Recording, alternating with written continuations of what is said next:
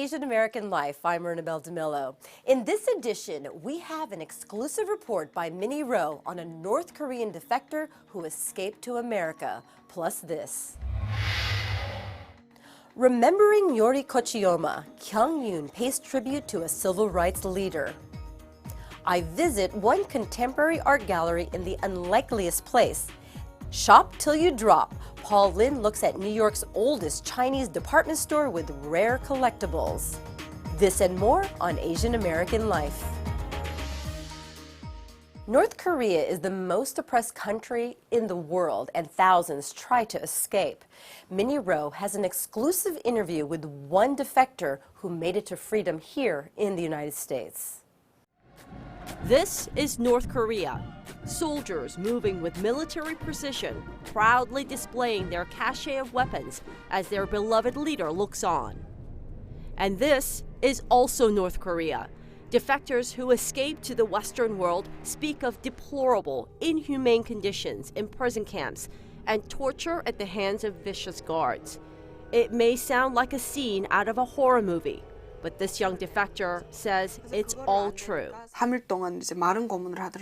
For 3 days, they tortured me.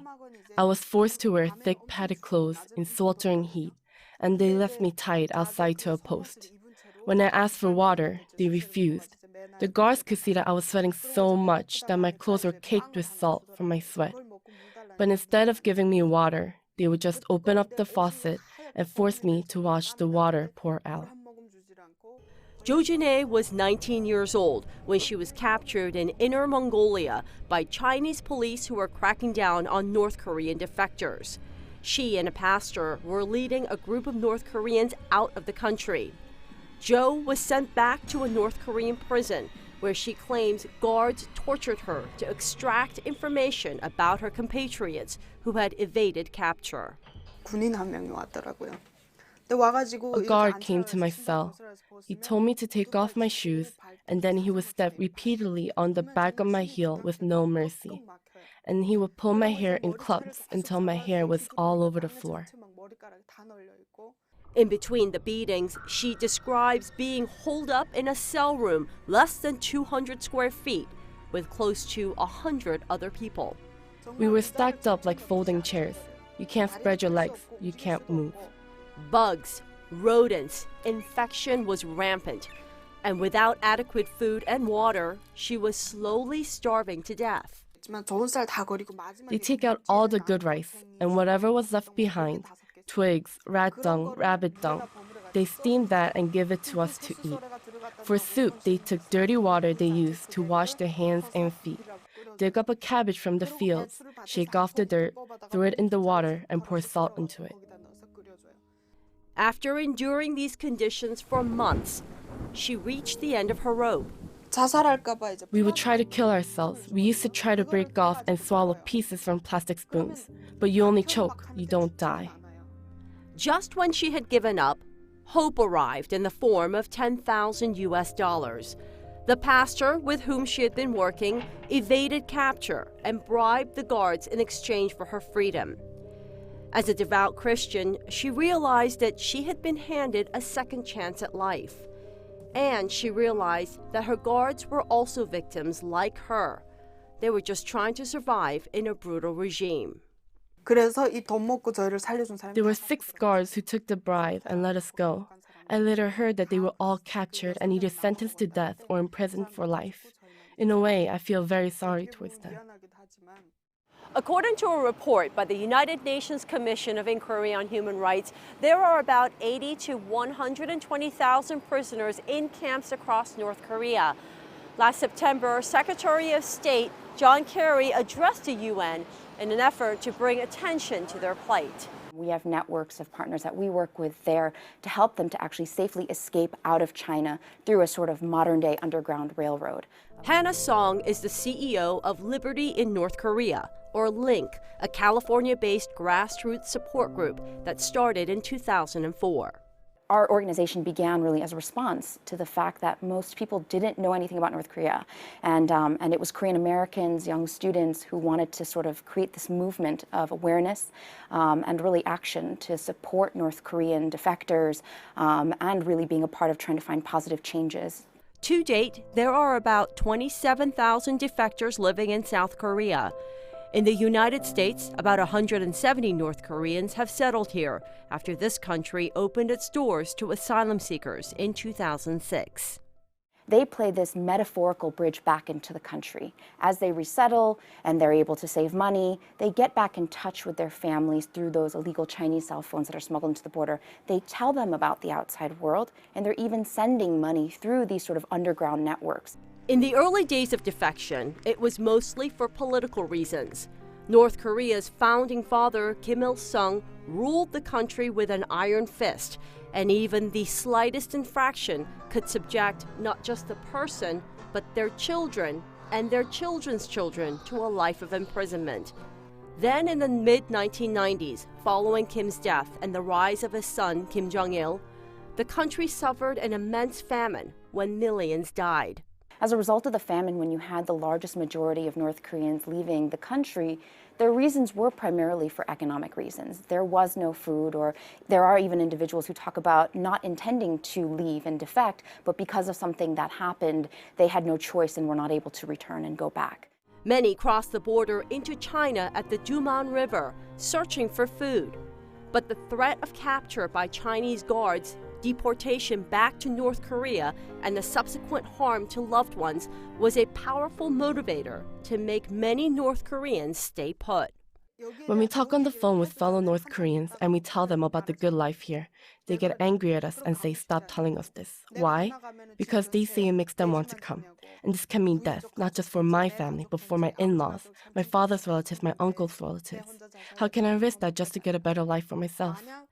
After Jo was set free from the prison camp, she spent 2 years in China at the United Nations Refugee Agency waiting for an American visa. For her, moving to the United States was an easy choice. Most of her family is dead, except her mother and a younger sister who escaped with her. In 2008, they moved to Virginia and thought their dreams had come true. But life in the free world came with its own set of challenges. For about 3 years, I was just surviving. I was just putting out fires, bank notices, cell phones, bills that would arrive, but I couldn't read it because it was in English and I would get fines upon fines. Tickets on cars that I didn't know how to pay. It was really a very difficult and terrible few years. Some months, I would pay my rent and have exactly $10 left to my name. Yet, when I think about my days in North Korea, I would say, no, I am rich. These days, she helps other North Korean defectors adjust to their freedom and speaks publicly about her past life to raise awareness for prisoners still in captivity. She does not want to talk about Kim Jong-un, the third-generation leader of North Korea and his current regime. The only political statement she makes is to say that during the years her country received Western humanitarian aid following the famine, ironically, life was harder for her fellow countrymen. If you don't send aid to the North Koreans, the regime will surely get weaker, and then the people will rise up and become stronger because, in the end, they have nothing to lose.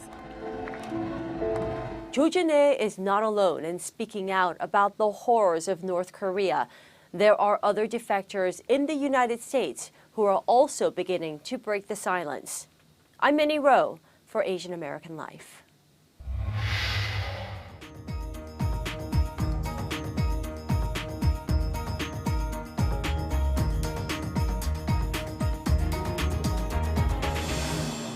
An Asian American activist who shattered stereotypes and was called the Mother Teresa of human and civil rights. Remembering Yuri Kochiyama, who passed away last June at the age of 93. The First Corinthian Baptist Church in Harlem was filled with the drumbeats of Sodaiko as they performed at Yuri Kochiyama's memorial service in September. family, friends, and admirers gathered to pay tribute to the esteemed civil rights leader and celebrate her extraordinary life. It was very nostalgic. It was moving. It was great to be with so many friends and family. It was a homecoming for Yuri's daughter, Yuri Kochiyama Holman, who remembers growing up in Harlem with mostly Black and Puerto Rican neighbors. In the 1960s and for many decades after, the Kochiyama's apartment in the Manhattanville houses was known among activists as Grand Central Station. I think our home, it wasn't like the average family. I mean, it was like 24/7. There were people staying over. Sometimes they'd stay for a night. They'd stay for 3 months. The kitchen table was covered with leaflets. The walls were filled with posters. You know, the phone was constantly ringing. There was always collect calls from prison. She was very active. Yuri Kochiyama was a friend and follower of Malcolm X, who awakened her interest in Black nationalism and politicized her. In this Life magazine photo, taken moments after Malcolm X was shot 50 years ago this February, she is the one cradling his head as he died. It really took me years to understand the significance of someone like her running up when guns were flying and most people were hitting the ground. Men were even going out the door or, you know, fleeing, whereas my mother's first instinct was to run up on the stage and to help him. Yuri's grandson, Zulu Williams, remembers his grandmother taking him to demonstrations from the time he could barely walk. When did it dawn on you that she was an iconic figure in the civil rights movement? Every year in May, she would do the pilgrimage to Malcolm's gravesite. And so as a child, I would go with her sometimes, and as a teenager. And when we got there would be a long line of people, you know, excited to meet her or excited to see her again and talk to her. So it was evident that she was, you know, this big figure in the movement. Born in San Pedro, California in 1921, Yuri Kochiyama was 20 years old when Japan bombed Pearl Harbor.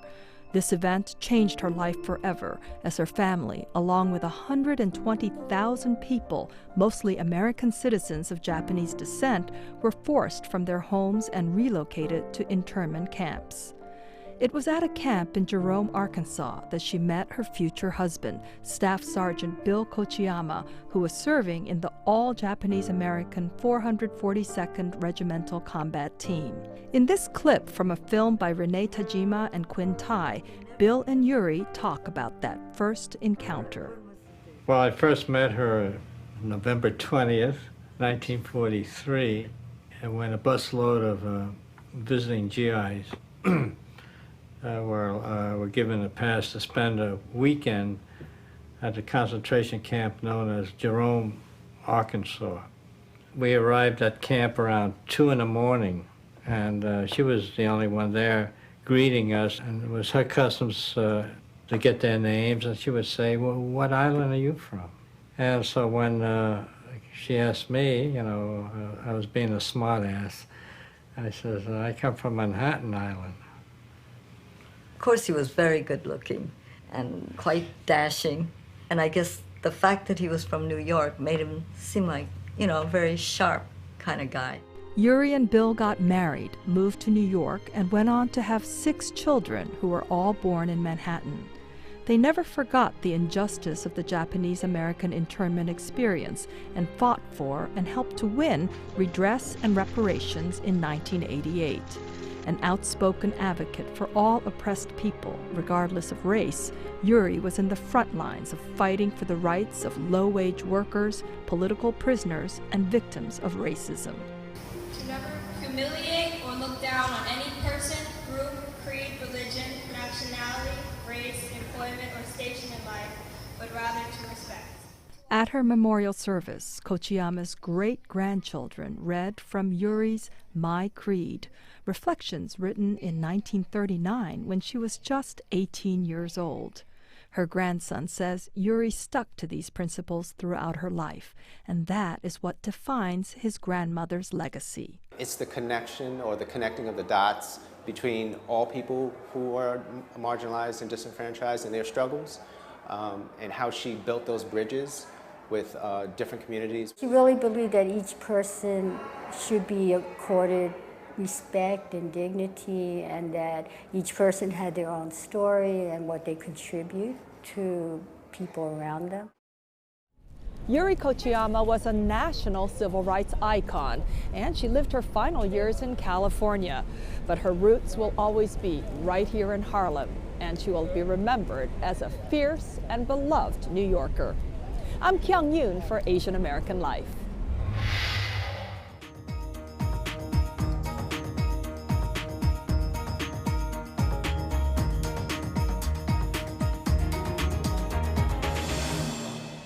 I'm Paul Lin. Make your way down Lower Broadway and you'll find the famous Pearl River Mart. Chinatown's first department store moved here to Soho more than a decade ago, but it's been around since the 1970s, surviving and thriving in a constantly changing New York City.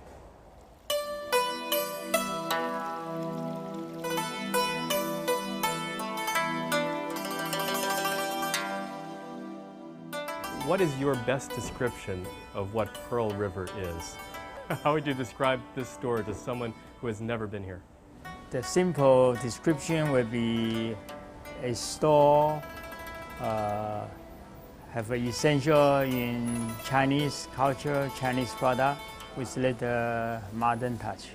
Part of the fun is you never know what you may come across in the store. That's what the founder's daughter says, currently a history student at the CUNY Graduate Center and writer for The Nation. One thing it teaches you to appreciate as a kid is that you should be open to stumbling upon things that are that you didn't even know that you wanted until you found them. Today, Pearl River stocks tens of thousands of items made in countries like China, Indonesia, and Japan. Items that may delight anyone fascinated by Asian culture. How about these big dragons here? Yeah, that's from China. Yeah. That's authentic. With so many products made in China, it may be hard to picture how this store came to be. But if you look back more than 4 decades, the Cold War was still on, and there was no trade with China. That's when Ming Yi and a few graduate school friends from Taiwan decided to start the business in Chinatown, funded by workers who had invested their savings. Why did you feel it was the right thing to bring Chinese goods to New York City? First, I think is we should bridge the gap between China and the U.S. because that time Chinese product is forbidden to import. It's not even legal. In those early days, Pearl River was just a little shop on Catherine Street. Offerings were pretty slim. Mao's Little Red Book, T-shirts, but really anything from China sold well because it was so hard to find. Then came President Nixon's visit to China in 1972 and the historic meeting with Mao Zedong, opening the door to trade between the two countries and increased demand for Chinese goods. Over the years, Pearl River's business prospered. There used to be lines waiting outside on Elizabeth Street to a lot of restaurants there, but the store becomes an attraction to them also. What were bestsellers then still do well today if you can find them in this massive multi-level store. A lot of traditional items still carry on from day-to-day basis. When we move to this 30,000 feet location, we have to fill the space with interesting items, bigger scale items too. As Pearl River has grown and moved the store from Chinatown to Soho, its clientele has also evolved, from mostly Chinese and Asian Americans to a more touristy crowd. One thing that doesn't change is that people are always looking for a bargain, no matter who it is or what demographic it is, so that's one thing that keeps bringing people in. Even after major disasters, from 9/11 to the recession to Hurricane Sandy. When Sandy came through, there was no electricity in this area. I know. You couldn't open. For a whole week. That hurts, yeah. I know, it hurt a lot, yeah. From what I can see, on the social media, there is some customer support. There's loyalty, there's a fan base. I believe our customer is pretty loyal, yeah. Even we are in a difficult time, we have a lot of good fans. If we put in more advertisement out there or offer more incentive to buy, we'll definitely grow in that area. So where does Pearl River go from here after expanding to all this? Certainly the online component has much more room to grow to reach customers worldwide and to satisfy thousands of social media fans. I'm Paul Lin for Asian American Life.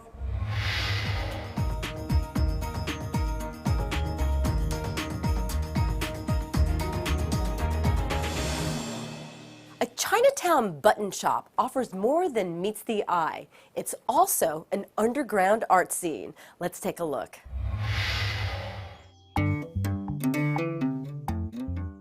Mott Street in Chinatown isn't normally associated with art, but look inside the He Zen Snap Button Company and you'll find a young woman changing the neighborhood's landscape.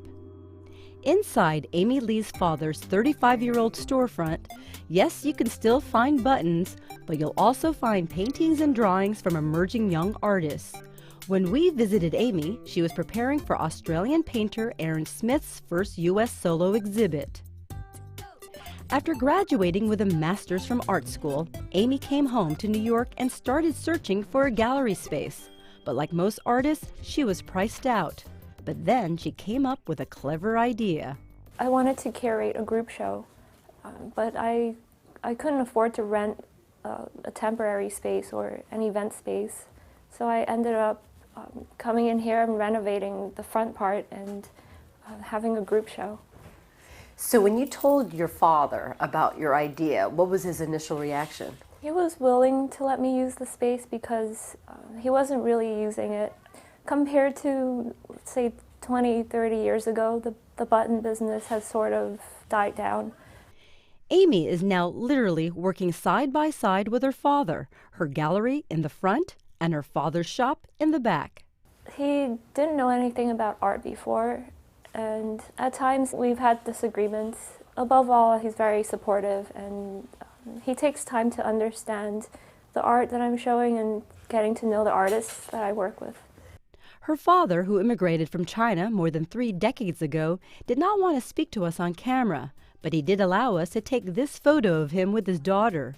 When he first arrived in the U.S., he worked in the clothing factories, then opened his small shop, which in its heyday was a popular place to get buttons. The designers would send him the samples, say 20,000 shirts that need buttons. So this whole store was filled with machines and employees, and they would apply all the buttons onto the clothing, and next they would be shipped to the stores. With much of these services moving out of Chinatown, he focuses mostly on smaller fashion designers and repairs. The machines now sit quietly in the back, like museum pieces, reminders of days long ago. It's Amy's gallery that is getting all the attention and buzz, from social media, the press, the art world, and those just passing by. I love when people become interested in the art. Say, for example, when visitors come in and they might not be here for the art, they might just be curious and then they become engaged. It's really nice. I'm Ernabel Demillo for CUNY TV.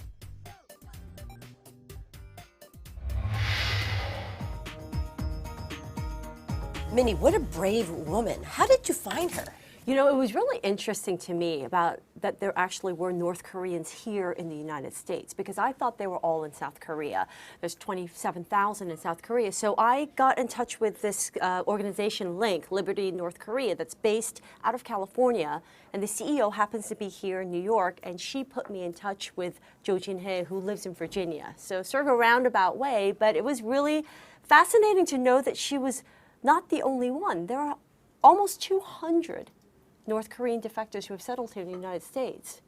So fascinating to think about something like an underground railroad. We think of that as something from American history that was a part of our history, but surely it's not going on today. And yet we find that, you know, unfortunately, that trafficking and persecution and slavery, I mean, all of this is, you know, alive and well. And the idea of courageous people, you know, operating this kind of underground railroad to help people to freedom. Right. You know, Jo was probably in her teens when she started helping other North Koreans escape her country. Somehow she got in touch with a pastor on the other side through this underground railroad and had been helping groups of people leave, and it was just bad luck that she got caught while she was leading her last group out, and they had crossed over in an unspecified area of North Korea. They're very vague about all the details because of the danger. And they had crossed into Inner Mongolia, and I think that that's where they got caught by the Chinese police. And she had spent some time in a Chinese prison before getting deported back to North Korea, and then spent the rest of the time in a North Korean prison.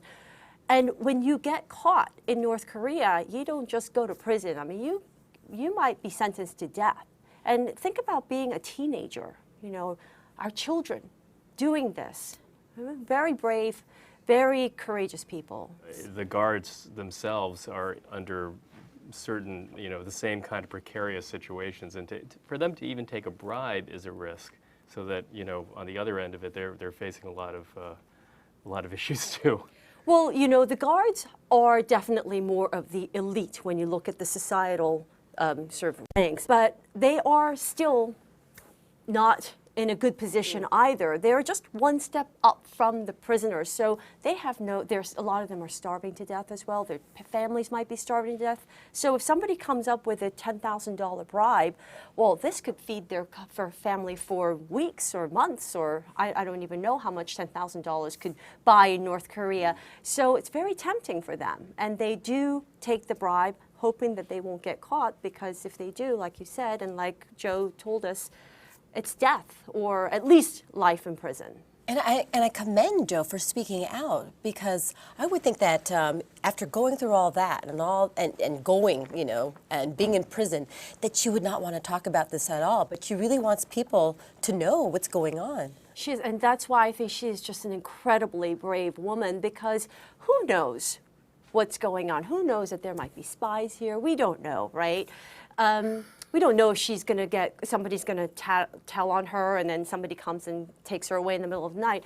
But she said she doesn't really care at this point. She's gone through a lot of hardship, and she risked her life to get here. And she said, what are they going to do? Send the army after one person? And if they do, what am I going to do?